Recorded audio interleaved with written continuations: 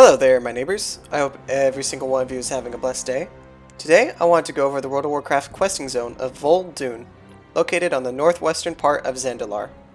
We're going to review it and give it a score from 1 to 10.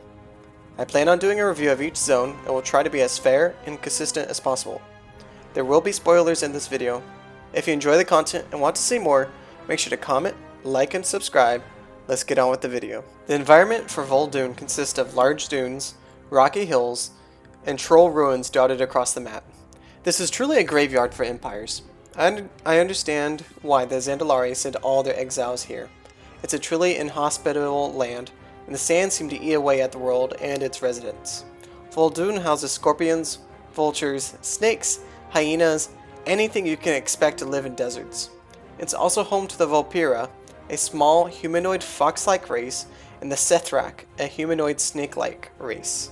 The Volpira are barely surviving, let alone avoiding slavery from the faithless faction of Sethrakians. A civil war has broken the Sethrak into two factions, one in service to the old gods, and the other in service to their true Loa.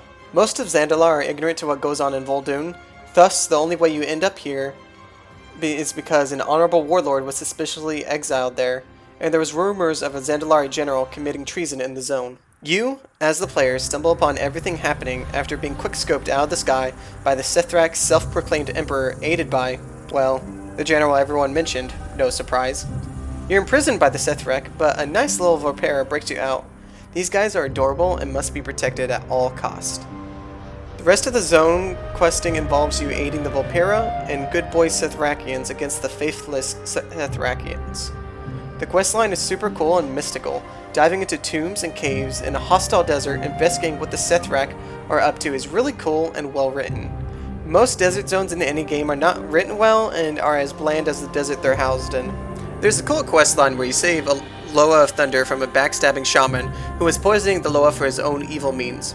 There's also a good amount of other side quests going on in this zone, but sadly most of them aren't linear with the main questline and makes me lose interest in doing them. This zone unlocks the Volpira as a horde playable character race, so most people aren't going to do the side quests if they're not in a linear path with the main questline.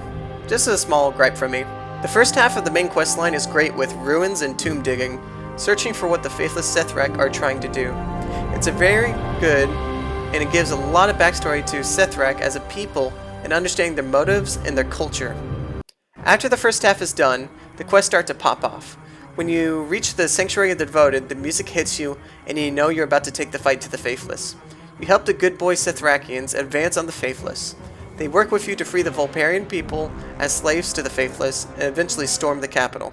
You defeat the Emperor, which alone would be a solid ending, but this is not a good guy ending. You learn that during our assault, the Emperor had already sent the general you were looking for to make blood sacrifices to some of the monster made by the old gods. You win the fight against the general, but it's too late. He sacrifices himself and the Cthulhu is summoned. You're forced to retreat back to the Zandalari capital and report your findings. The fact that you actually lose in the zone is pretty cool and different from always beating the bad guy. The music is outstanding in Vol'dun. There's an ancient Egyptian feel to the music, like most deserts, but they really go all out on it. During the first half of the questing, the music is mystical and wondrous, really digging into that investigating you're doing.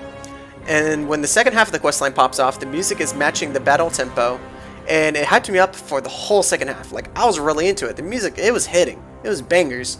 The music was so freaking good in the zone, and not a single section of the map felt dull with the music. The composers should be really proud of themselves. I usually hate desert zones as a rule, but Vol'dun is the exception to that rule. The environment is great and fitting. The music is nothing but absolute bangers and match the questing you're doing and appeals to the environment of the zone.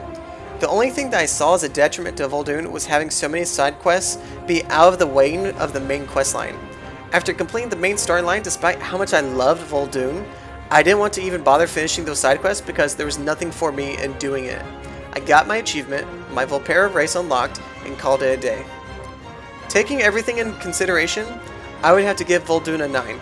This is an amazing zone and a near masterpiece. Thank you all for attending this video. If you could please again, make sure to comment, like, and subscribe. Your engagement greatly assists our work and greatly encourages us to do more. Love each other, and as always, come be my neighbor.